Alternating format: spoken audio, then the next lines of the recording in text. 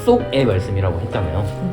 그러면은 이 말씀을 주시는 것은 지금 내가 그러한 상황이건 아니건 약속하신 것을 지키시겠다는 말씀이시잖아요. 나는 이 말씀을 보기에는 나랑은 너무 거리가 먼 것 같지만 하나님이 이 말씀을 약속하셨다라는 게 참... 다니엘 3장 18절, 이사야 43장에 1절과 19절, 빌립보서 2장 8절, 마가복음 4장 39절, 데살로니가전서 5장 24절, 욥기 23장 14절, 이사야 43장 2절 말씀, 빌립보서 4장 3절 말씀, 호수아 1장 시편 20편 4절 말씀.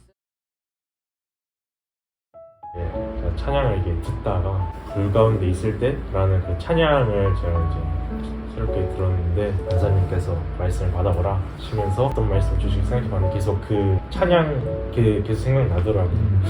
정말 세상에서 내 목숨이 정말 위태로울지라도 정말 주님만 의지하고 나아가는 그런 믿음을 가지고 싶다면 또 그런 믿음을 가져라라는 주님께서 이제 말씀하시는 거예요. 말씀하시는 거예요. 더 믿음을 강하게 해라. 먼저 2주 동안 좀 얘기해보면 첫째 주는 너무 힘들었어요. 일이 더 쉬워졌음에도 불구하고 그리고 똑같이 말씀 묵상하는 거랑 예배하는 거랑 그런 모양들은 이루어지고 있는데 내 마음 너무 힘들었어요. 게세마네 기도를 평소와 같이 드리는데 문득 이런 말씀을 해주시더라고요. 내가 너를 불렀다. 이게 내가 다 힘든 이유가 하나님이 날 부르신 건데 내가 높아져 있었고 어느샌가 하나님보다 앞서 있었구나. 그래서 생각난 찬양이 나의 안에 거하라는 찬양인데 내가 하나님 안에 거하지 못했기 때문에 결국 내 힘으로 살아가려고 했기 때문에 이러한 결과를 낳았구나. 목요일 날이었는데 기대라는 찬양이 있어요. 기대. 딱 그 찬양을 듣고서 그 토요일 날에 기도 모임 할 때 딱 나눈 그 이야기가 생각이 났어요. 교회 1월달 달력에 이사야 43장 19절 말씀이 있었는데 나한테 올 한 해 어떤 일들을 하실지 기대가 된다. 되게 나한테 주신 말씀이다 생각을 했었는데 다시 한번 기대하게 하심이 이게 진짜 주신 말씀인데 내가 까먹은 게 아닐까. 너희 안에 이 마음을 품으라 곧 그리스도 예수의 마음이니. 제가 빌립보서를 원래 되게 좋아하는 말씀이었거든요. 근데 어느 순간 모르게 이제 빌립보서를 안 읽게 되는 그런 시점이 왔는데 되돌아 보니까 그런 마음이었던 거죠. 어차피 빌립보서는 내가 다 아는 말씀이니까 항상 겸손을 묵상하는데 묵상이 안 되는 거예요. 점점 제 겸손에 오만과 교만이 깃들었다 이런 마음을 주시는 거예요. 마가복음 이제 묵상하면서도 누룩이 나오잖아요. 갑자기 또 꽂히는 거야. 지금 내 겸손에 누룩이 퍼졌다. 이제 온덩이에 퍼지기 전에 주님께서 내게 이 말씀을 주시는 것 같다. 한번 이제 제대로 또 깨지기 원해서 예수께서 깨어 바람을 꾸짖으시며 바다더러 이르시되 잠잠하라 고요하라 하시니 바람이 그치고 아주 잔잔하여지더라. 이제 마가복음 말씀 묵상을 하면서 이제 이 말씀을 딱 보고 그 날에 되게 이 잠잠하라라는 말씀이 계속 생각이 나서 이 말씀이 오늘만 주시는 그냥 마음이지 않을까 싶어서 계속 이제 기다려 봤는데 매일 하루하루가 지날 때마다 계속 기도할 때도 생각나게 하시고 여기 이제 예수님께서 바다에게 잠잠하라 고요하라 이렇게 말씀을 하시는데 이제 평소에 성경에서 바다가 나오면 제 감정들을 되게 이렇게 대입을 해서 읽는 편인데 나의 감정에 휘둘리지 말고 나의 상황에 흔들리지 말고 오직 주님만 바라라고 주시는 말씀인 것 같아서 이 말씀을 가져오게 됐습니다. 너희를 부르시는 이는 미쁘시니 그가 또한 이루시겠다.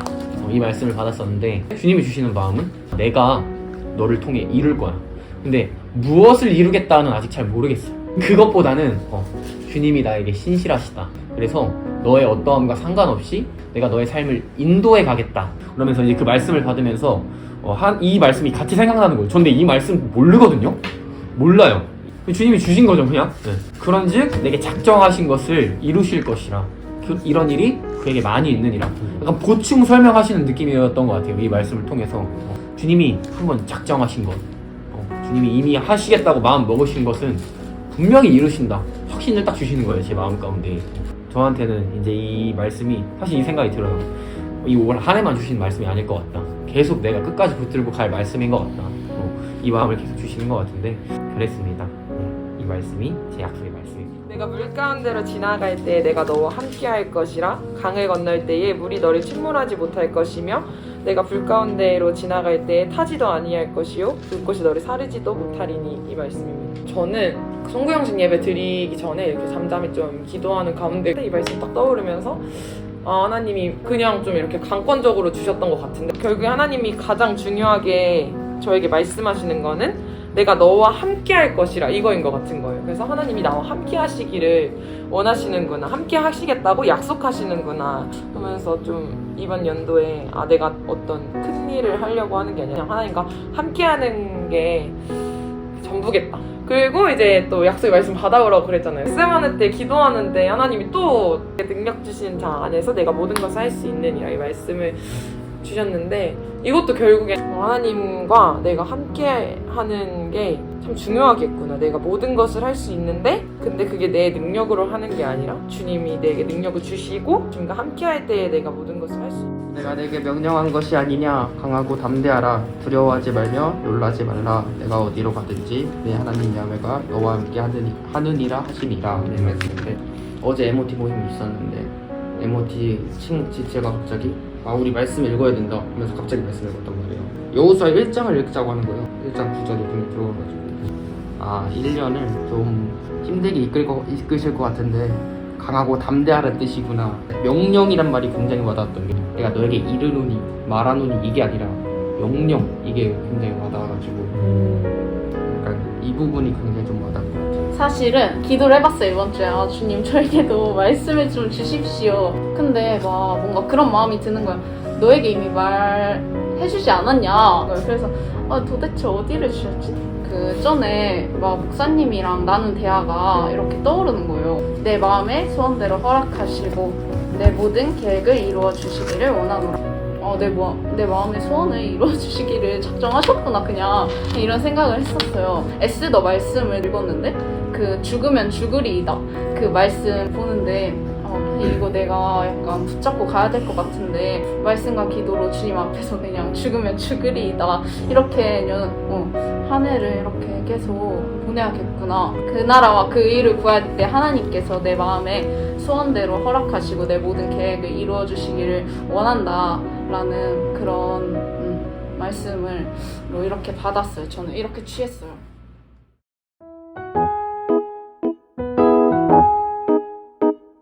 좀 잠깐 이렇게 메시지 나누려고 하는데 오늘 이 약속의 말씀을 왜 받아오라고 했는지에 대해서 조금 이렇게 나누려고 합니다. 제목은 이것입니다. 오늘은 하나님의 말씀을 기억하고 붙드는 자가 오늘 말씀의 주제예요. 오늘은 느헤미야 1장 말씀을 볼 거예요. 네, 하갈의 아들 느헤미야의 말이라. 아닥사스다 왕 제20년 기슬르월에 내가 수상궁에 있는데 내 형제들 가운데 하나인 하나니가 두어 사람과 함께 유다에서 내게 이르렀기로 내가 그 사로잡힘을 면하고 남아있는 유다와 예루살렘 사람들의 형편을 물은즉 그들이 내게 이르되 사로잡힘을 면하고 남아있는 자들이 그 지방 거기에서 큰 환난을 당하고 능욕을 받으며 예루살렘 성은 허물어지고 성문들은 불탔다 하는지라. 내가 이 말을 듣고 앉아서 울고 수일 동안 슬퍼하며 하늘의 하나님 앞에 금식하며 기도하여 이르되 하늘의 하나님 여호와 크고 두려우신 하나님이여 주를 사랑하고 주의 계명을 지키는 자에게 언약을 지키시며 긍휼을 베푸시는 주여 간구하나이다. 이제 종이 주의 종들인 이스라엘 자손을 위하여 주야로 기도하오며 우리 이스라엘 자손이 주께 범죄한 죄들을 자복하오니 주는 귀를 기울이시며 눈을 여시사 내 기도를 들으시옵소서.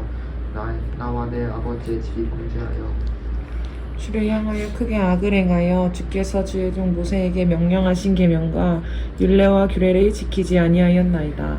이쪽에 주께서 주의 종 모세에게 명령하여 이르시되 만일 너희가 범죄하면 내가 너희를 여러 나라 가운데에 흩을 것이요 만일 내게로 돌아와 내 계명을 지켜 행하면 너희 쫓긴 자가 하늘 끝에 있을지라도 내가 거기서부터 그들을 모아 내 이름을 두려고 택한 곳에 돌아오게 하리라 하신 말씀을 이제 청하건대 기억하옵소서.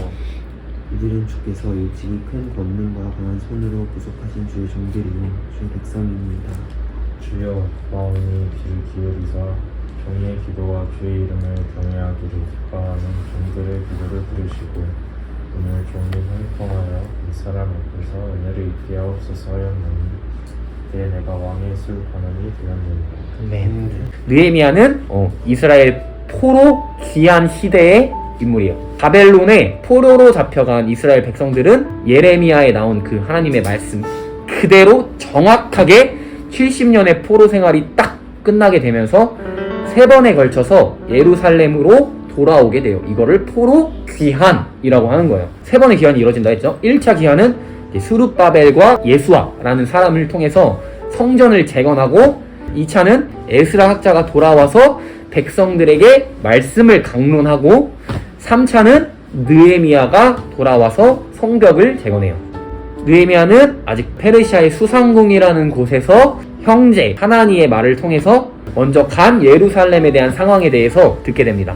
이스라엘 백성들이 큰 환난을 당하고 말씀에 있는 것처럼 능욕을 받고 예루살렘 성은 허물어지고 성문들이 불타버렸다.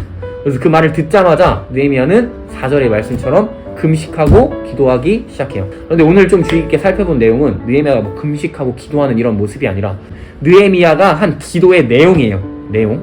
이거에 포커스를 맞춰서 오늘 좀 봅시다. 5절에서 6절 우리 다시 한 번만 읽어봅시다. 자, 시작.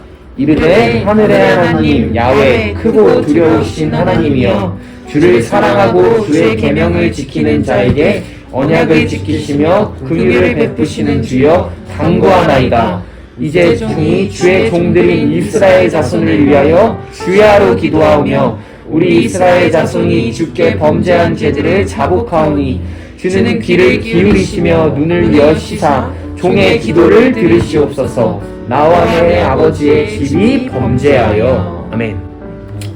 이게 느헤미야의 기도를 자세히 이 5, 6절 말씀을 통해서 살펴보면은 느헤미야의 기도는 슬퍼하는 감정 막 이런 걸로 근거 없이 호소하는 기도가 아니에요. 말씀을 자세히 보면 하나님 막 상황이 그냥 이렇고 이러니까 하나님 제 마음 막 속상하고 하니까 그냥 하나님 들어주세요 막 이렇게 우리가 막 흔히 기도하는 거 있잖아요. 막 오늘 나 힘든 일 있고 막 와가지고 하나님 너무 힘들어요 막 이렇게 해주세요. 약간 이러한 기도가 오늘 느헤미야의 기도가 아니었단 말이에요. 동정심 막 유발하는 그러한 기도. 무대뽀로 기도하고 구하지 않았어. 느헤미야는 정확하게 언약과 말씀을 근거로 하나님께 호소하는 태도를 보여요. 5절 보세요.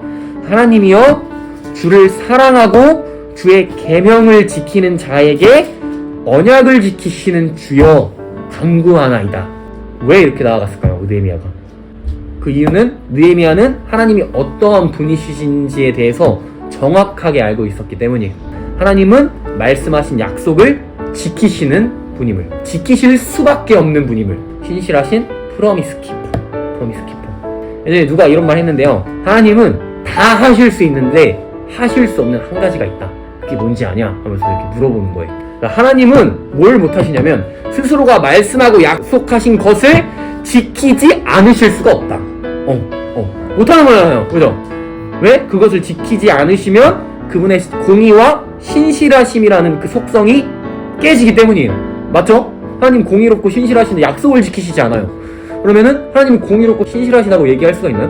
없잖아요. 그래서 100% 응답받는 기도의 비결이 있어요. 100% 주신 말씀을 가지고 하나님 앞에 나아가서 기도하는 거예요. 그래서 여러분들한테 약속의 말씀을 받아오라고 한 거예요. 약속하신 것을 지키실 수밖에 없으시니까.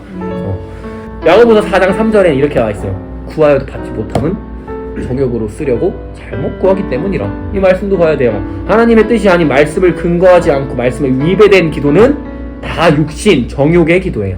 그 기도는 절대 하나님 앞에 연락이 안 되고 응답이 안 돼요. 왜? 들어줘야 될 이유가 없으니까. 하나님 그걸 왜 들어주셔야 되는데? 말씀하신 적도 없는데. 하지만 계속 얘기하지만 말씀하신 것은 무조건 이루어져요.